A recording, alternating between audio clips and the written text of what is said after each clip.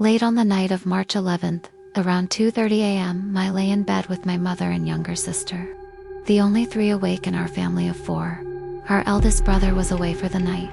I'd already locked every door and window and was reading sleepy ghost stories on my phone when a sudden, violent knock jolted me upright. "Just a second," I hissed, glancing at my clock, 2:49 a.m.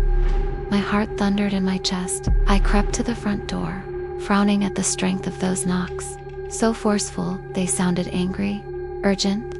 I cracked the door open a crack, but the hallway was empty. Only darkness stared back.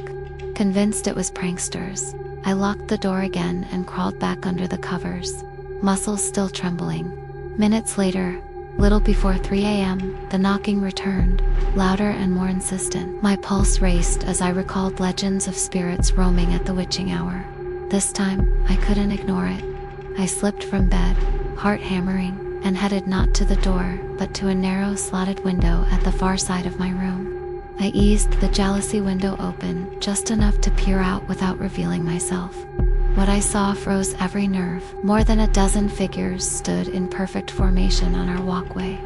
They wore ankle-length black robes with deep hoods pulled low. Their faces were invisible and lay thin. Pale mouths showed as they swayed in unison. A low, rasping chant drifted through the night air, but the words were indecipherable, like broken whispers from another world. I held my breath, stunned, unable to blink or move. For a full minute, I watched them. Then I shook my mother's arm. She lay limp and unresponsive. My sister remained in a deep, unnatural sleep. Panic surged through me. I darted back to my bedside altar and grabbed our family rosary. In the kitchen, I snatched a small knife from the table, hands trembling so badly I could barely hold them. I began to pray aloud, clutching both rosary and blade as if they might protect me. Every prayer I whispered felt like a lifeline thrown into a storm. When I finally dared to step back to the window exactly at 3:06 a.m., the figures were gone. The walkway was empty and silent once more. I stared into the darkness, every muscle frozen, my mind racing.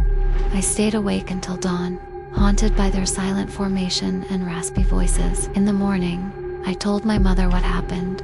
Her eyes widened in shock. She whispered that on a cold March night 17 years ago, while pregnant with me, she'd heard identical knocks and chants.